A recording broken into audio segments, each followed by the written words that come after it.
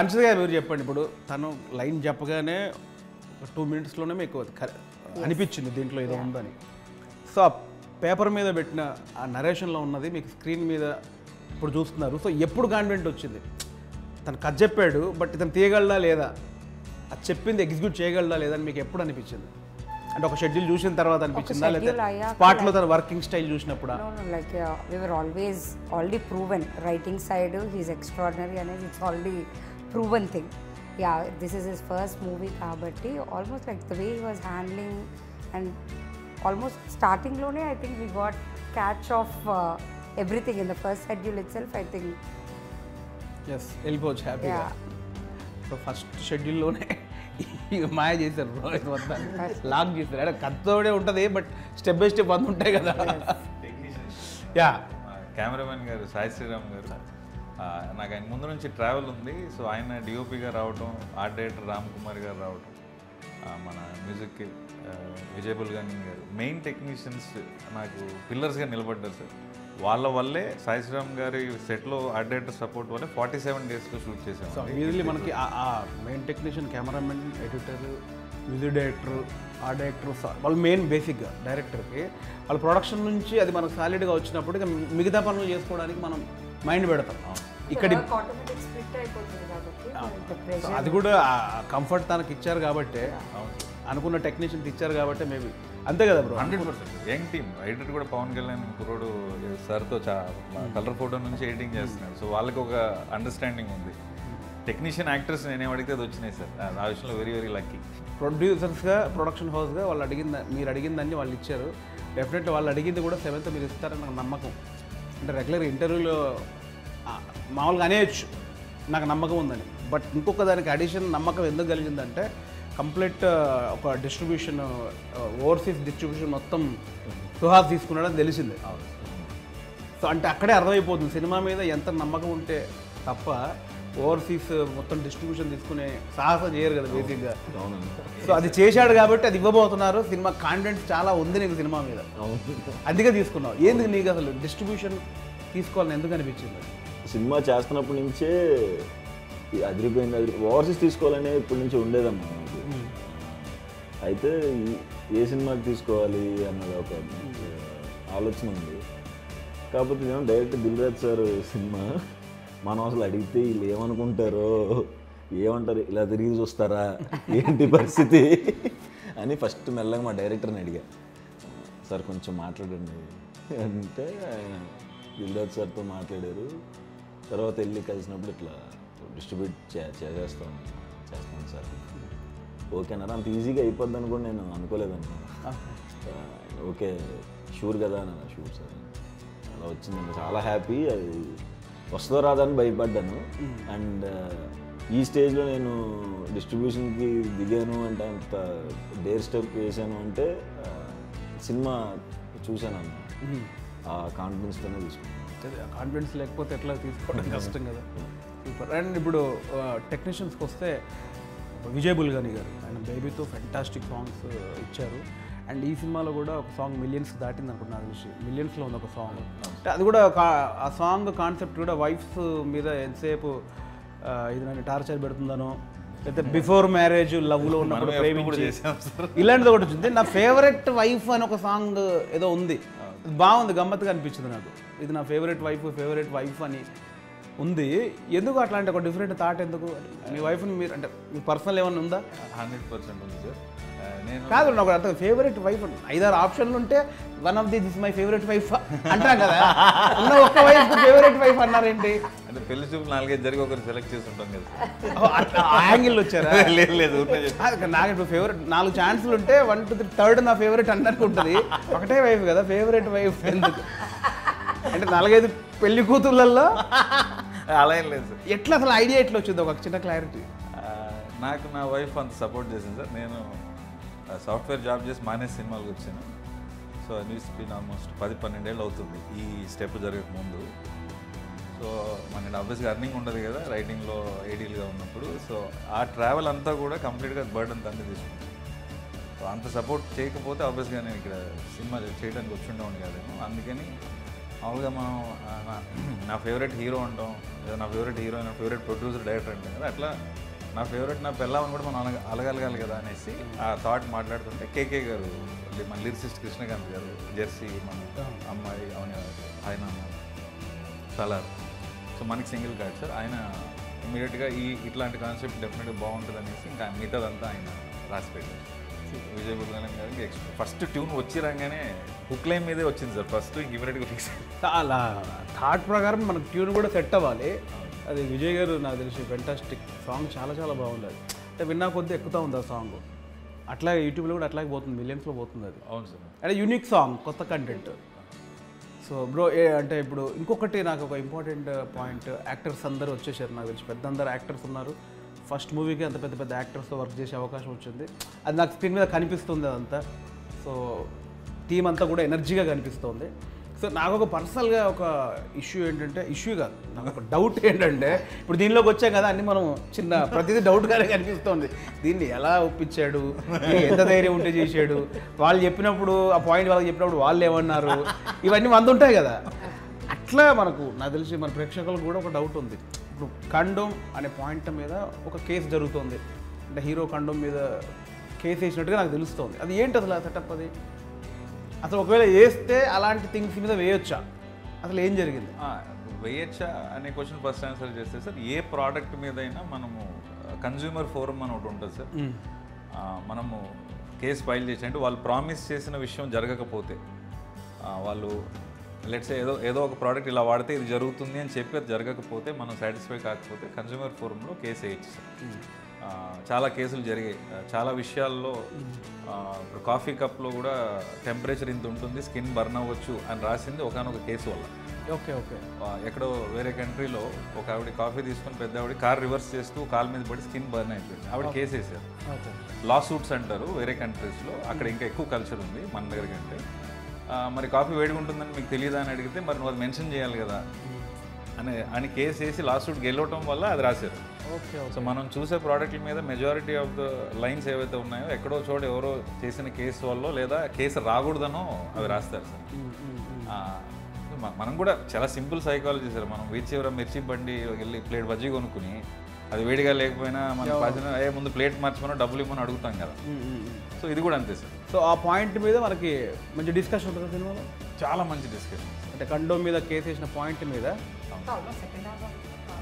అవును సార్. యాక్చువల్గా కాండమ్ మీద కేసు అనేది మెయిన్ కాన్సెప్ట్ కాదు సార్. ఎందుకు వాడు కేసు దాకా వెళ్ళాడు, వాడుకున్న ఇష్యూ ఏంటి అనేది మెయిన్ సినిమా. Okay okay. మీకు ఎలా అనిపించిందండి? ఇప్పుడు బేసిక్గా ఫ్యామిలీ మొత్తం అంటే బామ్మ ఉంది, తండ్రి కొడుకులు, beautiful middle class wife and husband, దీంట్లో ఈ ఇష్యూ పెడితే మళ్ళీ ఫ్యామిలీ ఏదైతే డిస్టర్బ్ అయిపోతారా, వాళ్ళు తీసుకుంటారా లేదా అని మీకు నమ్మకం ఎక్కడ కలిగింది అసలు? అంటే అదే నాకు అనిపించిన డిఫరెంట్ పాయింటే అది. సో ఒక సో అండ్ సో ప్లానింగ్లో ఉండే ఒక మిడిల్ క్లాస్ అబ్బాయికి వాడు అన్నీ ప్లాన్గా చేసుకుంటారు, ఈ మంత్ ఇది చేయాలి అది చేయాలి అలా ప్లాన్ చేసుకున్న వాడు సడన్గా అన్ఎక్స్పెక్టెడ్లీ ఒక బేబీ వస్తే ఎంత బర్డెనో ఆర్ ఎంత responsibility in today's life. So దానికోసం హీస్ ఫైటింగ్. ఓకే. నాకు నచ్చింది ఆ పాయింట్ యాక్చువల్లీ. నీకు ఎలా అనిపించింది సుహాస్?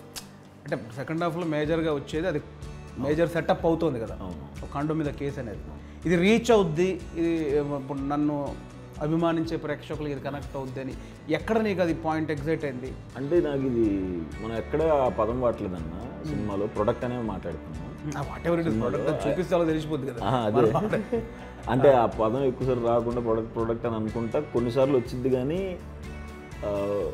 అదేం బ్రెయిన్లో ఉండదన్న చూసేవాళ్ళకి, అంతా వేరే ఎమోషన్ మీద వెళ్ళిపోతాం. అంతే అంతే. ఆ ప్రొడక్ట్ అనుకున్నా దానివల్ల వచ్చే జెన్యున్ విషయాలు మాట్లాడుతాం. సినిమా అయిపోయేపటికి smaller picture, the bigger picture is the family and అది ఏదైతే బర్నింగ్ ఇష్యూ అంటున్నారో అది మెయిన్ పాయింట్. అది మాట్లాడడానికి మన రైటింగ్ భాషలో ఏదో క్యాటలిస్ట్ అని ఏదో అంటూ ఉంటారు కదా, అట్లాంటి అంశం ఇది సార్. ఓకే. సో ప్రతి ఇంటిలో జరిగే డిస్కషనే ఎవరికి తెలియదు కదా. ఇవాళ జనరేషన్లో కాండమో లేకపోతే సేఫ్టీ అనేది పెద్ద మ్యాటరే కాదు, స్కూల్ టెక్స్ట్ బుక్స్లో కూడా అవేర్నెస్ కింద చెప్తున్నారు. సో అసలు అది ఇవాళ మైండ్ సెట్ కాదు, అసలు పెద్ద ఇష్యూ కూడా వస్తుంది. మనం జీరో వల్గారిటీ సినిమా మొత్తం. నేను అందుకే చాలా కాన్ఫిడెంట్గా పేరెంట్స్ మన పెళ్ళిడికి వచ్చిన పిల్లలు వాళ్ళ పిల్లలు కూడా కలిసి చూడగలిగిన సినిమా అని ఆనెస్ట్గా ధైర్యంగా చెప్తాను. అది డెఫినెట్లీ ప్రజలకి సబ్జెక్ట్ మీద ఇంకా అవగాహన పెరగాలి. రీసెంట్లీ ఓ మై గాడ్ 2లో కూడా అవును అవును సార్. సెక్స్ ఎడ్యుకేషన్ అనేది పిల్లలకి ఒక చిన్న స్థాయి నుంచే చెప్తే వాళ్ళకు ఒక క్లారిటీ ఉంటుంది. చాలా ఇంపార్టెంట్ ఇష్యూ అది. అంటే ఆ ప్రోడక్ట్ని ఏదో ఇంకో రకంగా అనుకుంటున్నారు. అది ఇప్పుడున్న జనరేషన్కి మనకి దాన్ని ఏమంటారు, ఆ ఎడ్యుకేషన్లో ఒక భాగం అవ్వాలి. దాని గురించి అందరికి తెలిస్తేనే కదా. నాకు ఒక చిన్న సోషల్ ఒక బాధ్యత, సామాజిక బాధ్యత కూడా ఇది. 100%. నాకు అట్లా అనిపిస్తుంది బేసికలీ. అంటే మనకి నానమ్మల కాలం నుంచి అదేంటి చిచి అని అంటారు. ఆ చిచి కాదు, ఇది ఇప్పుడున్న సొసైటీకి అది తెలియవలసిన విషయం. స్కూల్స్ దగ్గర నుంచి 3-4 years దగ్గర నుంచి లైక్ ద అవేర్నెస్ రావాలి. అండ్ మనం కూడా everybody possible we have to do our part చేయాలి. సో అది నాకు తెలిసి మంచి పాయింట్. నాకు అది పర్సనల్గా ఆ పాయింట్ చాలా మంచిదని నేను దాని గురించి అడిగాను బేసిక్గా. ఆ డీటెయిల్ ఆడియన్స్ కూడా తెలియాలని. నా పర్సనల్గా అది అవేర్నెస్ రావాలి అందరికీ. నిజం, very very honestly very good question. అది నిజం కూడా సార్. మనం కూడా అవేర్నెస్ అనే డైమెన్షన్తో పాటు we are actually discussing even bigger thing. అంతకంటే పెద్ద సమస్య మనమైతే పిల్లలు ఇవాళ రోజున ఉన్న ఖర్చులు కానీ, పెంచాలనుకుంటే వచ్చే భయాలు కానీ, అది కూడా డిస్కస్ చేస్తున్నాము. మన ఇంట్లో మనం ఎలా మాట్లాడుకుంటామో ఒక నాన్న కొడుకు అమ్మ కూతురు లాగా మాట్లాడుకున్నట్టే ఉంటుంది సార్ సినిమా అంతా కూడా. ఆ ముందు ఫస్ట్ ఆఫ్ ఆల్ మన బ్యానరే ఫ్యామిలీ బ్యానర్. సినిమా ఎక్కదు. ఇప్పుడు దిల్ రాజు గారి సినిమా అంటే ఫ్యామిలీ సినిమాలకి ఒక బ్రాండ్ అది. అండ్ డిఆర్పి కూడా స్టార్ట్ అయింది. ఇప్పుడు మన ఫస్ట్ సినిమా బలగం మన దాంట్లో వచ్చింది, అది ఫ్యామిలీ. ఇది కూడా ఫ్యామిలీకి అవేర్నెస్తో పాటు మళ్ళీ ఆ కుటుంబ వాళ్ళ రిలేషన్స్, తండ్రి కొడుకుల రిలేషన్ కానీ, వైఫ్ అండ్ హస్బెండ్, బామ్మ, అవన్నీ ప్యూర్గా మళ్ళీ ప్యూర్ ఫ్యామిలీ సినిమా కనిపిస్తుంది. కొద్దిగా మీరు సెట్ చేసిన ప్రెషర్ అని చెప్పాలి. వీళ్ళిద్దరు కలిసి మనకి సెట్ చేసింది. ఇది బ్యానర్ ఫస్ట్ సినిమా బలగం చేశారండి. Out standing response. మనమే కానీ లేట్ సంగతి. నెక్స్ట్ మన సినిమా వస్తుంటే ఎలాంటి సినిమా రావాలి, మళ్ళీ మంచి సినిమా శిక్ష అనుభవిస్తున్నది. అదంతా ఇక్కడ ఉండి అది అనుభవిస్తుంది. ఇంత వైట్ ఉండేది కాదు బ్రో. చూడు ఇది వచ్చేసింది. మా అన్నయ్యకి విగ్ ఉంటుంది, విగ్ లా ఉంటుంది. ఆయన 55 ఏళ్ళు. నాకు పోయింది, సగం విగ్ పోయింది. చిన్న ప్లాట్ ఓపెన్ అయింది, చిన్నది 50 యాడ్స్. ఆ ప్రెషర్ ఉంది, లేదు మాకు సార్. అంత మంచి సినిమా ఫస్ట్ బ్యానర్ నుంచి వచ్చాక అది ఎంత రెస్పాన్సిబిలిటీ యాడ్ చేస్తుంది. ముందు రాజు గారు అంటేనే ఒక brand. Next DRP banner, young producers, next Jan producers కొత్త ఐడియాస్ తీసుకొని వస్తున్నారు. ఇంకొక 10 మంది డైరెక్టర్లు ధైర్యంగా వచ్చి మేము ఇక చెప్పచ్చు అనే సంస్థలాగా నిలబడాలని నేను తీసుకున్న రెస్పాన్సిబిలిటీ కూడా అనిపించింది సార్. అందుకే వెరీ వెరీ ఆనెస్ట్ ఫిలిం అని నేను ధైర్యంగా చెప్పాను. Definitely true brother. యాక్చువల్లీ ఇప్పుడు నేను మీకు నిజంగా థ్యాంక్స్ చెప్పేది ఏంటంటే, డిఆర్పి బ్యానర్ ద్వారా ఒక 4 వచ్చాం ఇప్పటికీ. ఒక యంగ్ డైరెక్టర్స్, ఒక కొత్త పాయింట్.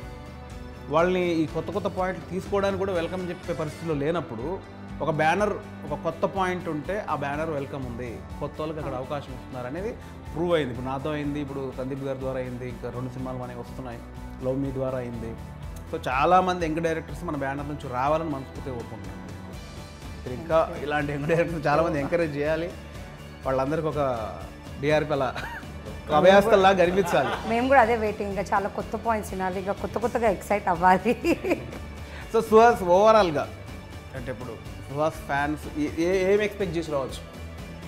జనక అయితే గనక, నాకు ఇంకోటి అనిపించింది, సారీ, ఇప్పుడు జనక అయితే గనక దాని గురించి మాట్లాడాలి ముందు. టైటిల్ నాకు ఫస్ట్ హర్షిత్ గారు చూపించినప్పుడే ముందు కన్ఫ్యూజ్ అయ్యారు 2 రోజులు. అంటే నాకు కొంచెం కథ తెలుసు కాబట్టి, కథ క్యాప్ట్ బేసిక్గా నాకు పాయింట్ సెటప్ అంతా తెలుసు కాబట్టి జనక అయితే గనక నాకు తెలుసు. బట్ వినగానే కొంచెం జూలకటక చట్పట్లాగా ఉంది, అది విచిత్రంగా అనిపిస్తుంది.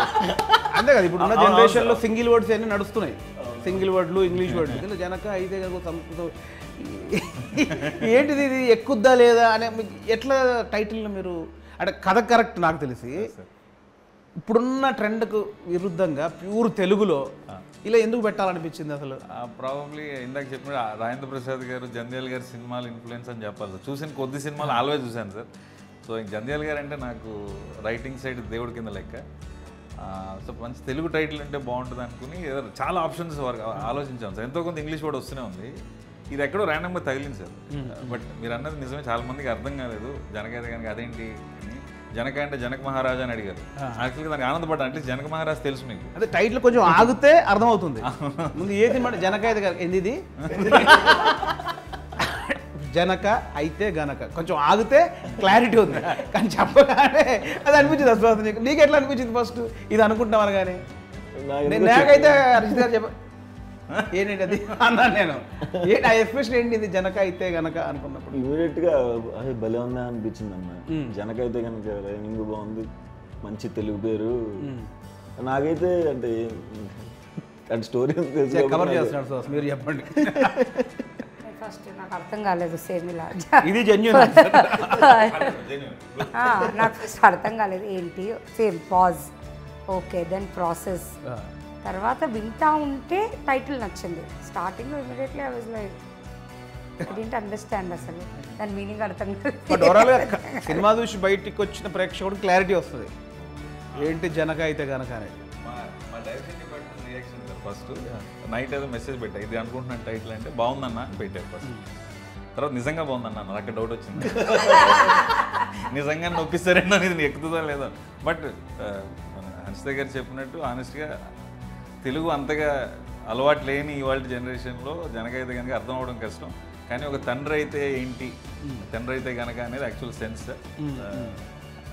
బట్ సినిమా మీరు అన్నట్టు సినిమా చూస్తే ఆ టైటిల్ ఎందుకు పెట్టాము అని ఇంకా బెటర్గా సాటిస్ఫై అవుతారేమో అనిపిస్తుంది. అదే నాకు కూడా అదే ఫీలింగ్. బట్ వినగానే నాకు వచ్చింది అయితే డెఫినెట్లీ లేదు. నాకు క్లారిటీగా తెలుగు మీద వచ్చిన పట్టున్నా కూడా నేను ఒక్కసారి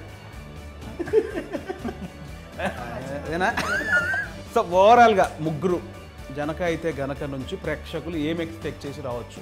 ఇదేంటి అసలు ఫ్యామిలీ సినిమానా, లేకపోతే ఒక సోషల్ అవేర్నెస్కి సంబంధించిన సినిమానా, లేకపోతే యూత్ఫుల్ ఫన్ ఉండే సినిమానా? I think I can call it a package. Okay, yeah, I think it's a package. Family where message, కొంచెం bit of awareness, plus this lot of comedy. That's what you can express from Suhas garu. I think it's a proper package family entertainer. So అసలు నువ్వేమంటావు? కంప్లీట్గా నవ్వుతారన్న. ఎట్లాంటి tensions ఉన్నా చక్కగా వచ్చి 2 గంటలు నవ్వుకుని మధ్యలో అలా కళ్ళు చెమర్చి కొంచెం ఇలా రిలీజ్ అయ్యి క్లాప్స్ కొట్టి మళ్ళీ నవ్వి థియేటర్ నుంచి బయటకు వెళ్తారు. Super bro. మీది అదే డైరెక్టర్గా వెరీ వెరీ హ్యాపీగా నన్నైతే ఫ్యామిలీ ఈవెంట్ అని అనుకోవచ్చు. మనం ఎలాగో పెళ్ళిళ్ళకి పేరెంట్లకి ఫ్యామిలీలు అందరం కలిసి వెళ్తాము, అలా వెళ్ళే ఈవెంట్ అవుతుంది సినిమా.